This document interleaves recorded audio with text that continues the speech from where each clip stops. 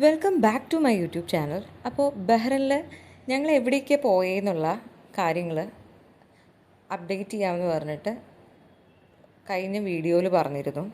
അപ്പോൾ ഞങ്ങളിന്ന് സക്കീർ റീജിയനിലുള്ള ഒരു അൽ അറീൻ വൈൽഡ് ലൈഫ് പാർക്കിലേക്കാണ് പോയിക്കൊണ്ടിരിക്കുന്നത്. ഇത് 1976 തുടങ്ങിയതാണ്. ഇവിടുത്തെ ഒരു പ്രത്യേകത എന്ന് പറയുന്നത് ഇവിടെ എൻഡേഞ്ചേർഡ് സ്പീഷീസ് ഉണ്ട്.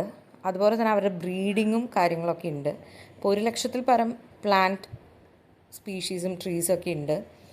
അതുപോലെ തന്നെ പല വെറൈറ്റിയിലുള്ള പ്രത്യേകിച്ച് അറേബ്യൻ, നോർത്ത് ആഫ്രിക്കൻ സ്പീഷീസ് ആയിട്ടുള്ള അനിമൽസും ബേർഡ്സൊക്കെ ഉണ്ട്. അപ്പോൾ ഒരു ഏവിയറി സെക്ഷനും ഉണ്ട്.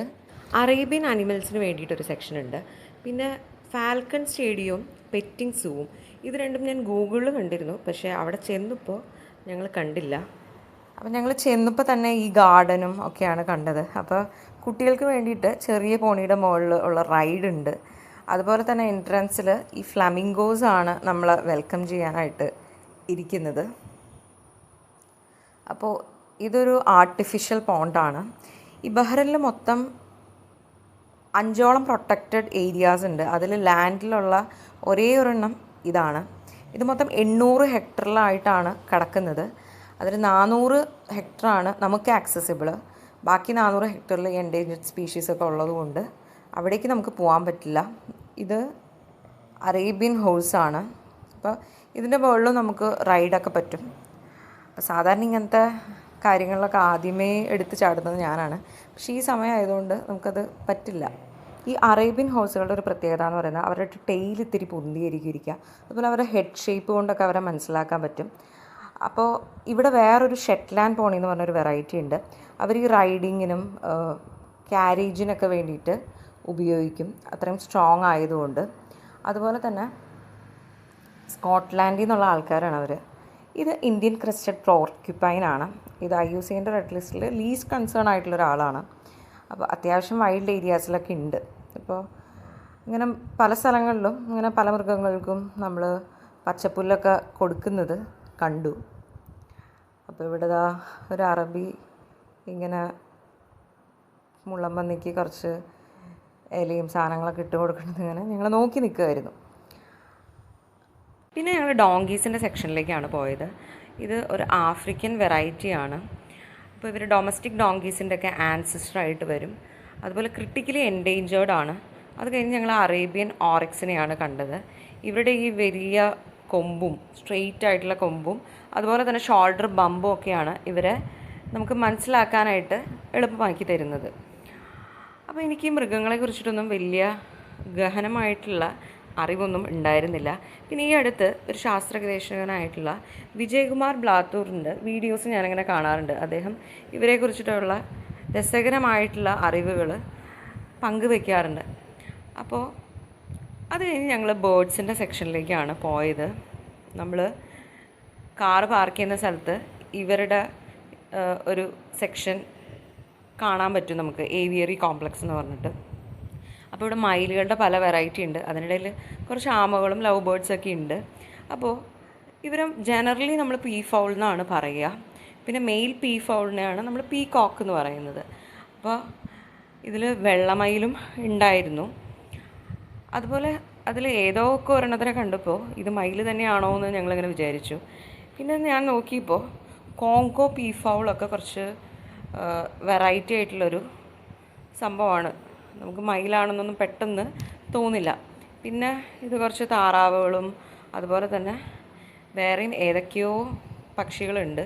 അപ്പോൾ എല്ലാത്തിൻ്റെയും പേരും കാര്യങ്ങളൊന്നും വായിച്ച് നിൽക്കാനുള്ള ഒരു സമയവും ഉണ്ടായിരുന്നില്ല. അതുപോലെ തന്നെ വെയിലായതുകൊണ്ട് എനിക്ക് നടക്കാനും കുറച്ച് പാടുണ്ടായിരുന്നു. പിന്നെ അത്യാവശ്യം നല്ലൊരു ഏരിയ ഉണ്ട്.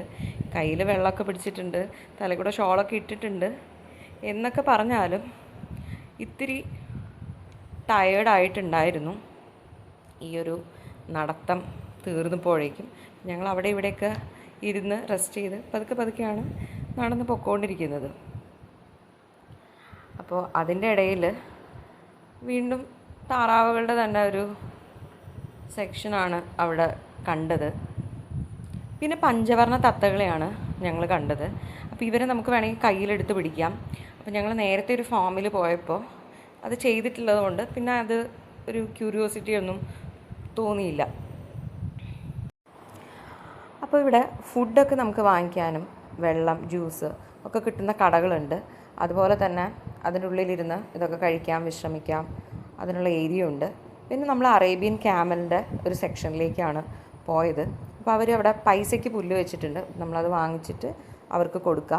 അപ്പോൾ കുറച്ച് അറബികൾ ഇങ്ങനെ ഒരു കുന്നു പുല്ലായിട്ട് നിൽക്കുന്നുണ്ടായിരുന്നു. അപ്പോൾ ഞാൻ നിതിൻ ചേട്ടനെ ഇങ്ങനെ പ്രോത്സാഹിപ്പിച്ചുകൊണ്ടിരിക്കുകയായിരുന്നു അവരെ ഫീഡ് ചെയ്യാൻ പറഞ്ഞിട്ട്. അപ്പോൾ അവർ മെരുകി വരുന്നുണ്ടായിരുന്നില്ല. പിന്നെ ലാസ്റ്റ് നമ്മുടെ അടുത്തേക്ക് വന്നു. അപ്പോൾ നമ്മൾ പുല്ലൊക്കെ കൊടുത്തിട്ട് അവിടെ നിന്ന് പതുക്കെ നടന്ന് നീങ്ങി. പിന്നെ ഞങ്ങൾ കുറച്ച് വാർത്തകളെയാണ് കണ്ടത്. അത് കഴിഞ്ഞ് നേരെ ആടുകളുടെ സെക്ഷനിലേക്കാണ് പോയത്. അപ്പോൾ പല വെറൈറ്റിയിലുള്ള ആടുകളുണ്ട്, എല്ലാത്തിൻ്റെയൊന്നും പേരറിയില്ല. എന്തായാലും ഇവർക്ക് നിൽക്കാൻ അത്യാവശ്യം സ്പേസ് ഉണ്ട്, പിന്നെ ആവശ്യത്തിനുള്ള വെള്ളവും പച്ചപ്പും ഒക്കെ ഉണ്ട്. പക്ഷേ ഇത്രയും ചൂടിലും ഇവർക്കിവിടെ നിൽക്കാൻ പറ്റുന്നത് കൂടുതലും ഇവിടെ അറേബ്യൻ, ആഫ്രിക്കൻ വെറൈറ്റീസാണ് ഉള്ളത് എന്നുള്ളത് കൊണ്ടാണെന്ന് എനിക്ക് തോന്നുന്നു. ഇത് ബാർബറി ഷീപ്പാണ്. പിന്നെ ഞങ്ങൾ കണ്ടത് നല്ല കമ്പിളിയൊക്കെ ഒരുപാട് കിട്ടാവുന്ന ഒരു ഇനത്തിലുള്ള ചെമ്മരിയാടാണ്. പിന്നെ ഞങ്ങൾ കുറച്ച് നേരം പച്ചപ്പിലൂടെ ഇങ്ങനെ നടക്കുകയായിരുന്നു. അപ്പോൾ അവിടെ എഴുതി വെച്ചിരിക്കുന്നൊരു കോട്ട് എന്നെ വല്ലാതെ സ്ട്രൈക്ക് ചെയ്തു: find your self by getting lost in nature. പിന്നെ ഞങ്ങൾ ഈ വൈറ്റ് പീകോക്കിൻ്റെ ഒരു സെക്ഷനിലേക്കാണ് പോയത്. അത് കഴിഞ്ഞ് ഓസ്ട്രിച്ചിനെ കണ്ടു. അപ്പോൾ ഇവരുടെ ഈ നടത്തത്തിനും ഒക്കെ ഒരു പ്രത്യേകത ഉണ്ടല്ലോ, ആ തലയെടുപ്പോടെയുള്ള ആ ഒരു നടത്തവും ഓട്ടവും ഒക്കെ കണ്ട് ഞങ്ങൾ അങ്ങനെ രസിച്ചിരിക്കുകയായിരുന്നു. അത് കഴിഞ്ഞ് ഞങ്ങൾ സഫാരിക്ക് പോയി. ഇപ്പോഴാണ് എനിക്കൊരു സമാധാനമായത്. കാരണം വെയിലൊക്കെ ഇല്ലാതെ അത്യാവശ്യം കാറ്റൊക്കെ കൊണ്ട് നല്ല ദൂരം ഞങ്ങൾ യാത്ര ചെയ്തു. പിന്നെ ഇതിൽ ഇവർ ചാർജ് ചെയ്യുന്നത് ഒരു ബീഡിയാണ് ഒരാൾക്ക്. ഇതൊരു ഇലക്ട്രിക് ട്രെയിനാണ്. ഇനി ഞങ്ങൾ പോകാൻ പോകുന്നത് എൻഡേഞ്ചേർഡ് സ്പീഷീസുള്ള ഒരു സ്ഥലത്തേക്കാണെന്ന് തോന്നുന്നു. കാരണം ആ ഒരു സ്ഥലത്തേക്ക് വെറ്റിനറിയൻ ഡോക്ടേഴ്സ്, ശാസ്ത്ര ഗവേഷകർ, അതുപോലെ തന്നെ ഇവിടുത്തെ അതോറിറ്റീസിനൊക്കെ മാത്രമേ കയറാൻ പറ്റുള്ളൂ. പിന്നെ ഇതിനിടയ്ക്ക് ഫാൽക്കൺ സ്റ്റേഡിയം ഉണ്ടായിരുന്നോ എന്ന് എനിക്കറിയില്ല. അതുപോലെ പെറ്റിംഗ് സൂ ഉണ്ടായിരുന്നു നേരത്തെ. അപ്പോൾ അതൊക്കെ ഉണ്ടാവുമെന്ന് വിചാരിച്ചിട്ടാണ് ഞങ്ങൾ വന്നത്. കാരണം മുന്നത്തെ ഏതോ ഒരു വ്ളോഗ്സിലൊക്കെ ഞാൻ ഈ മലമ്പാമ്പിനെയൊക്കെ ആൾക്കാർ കഴുത്തിൽ കൂടെ ഇട്ടിട്ട് ഫോട്ടോ എടുക്കുന്നത് കണ്ടു.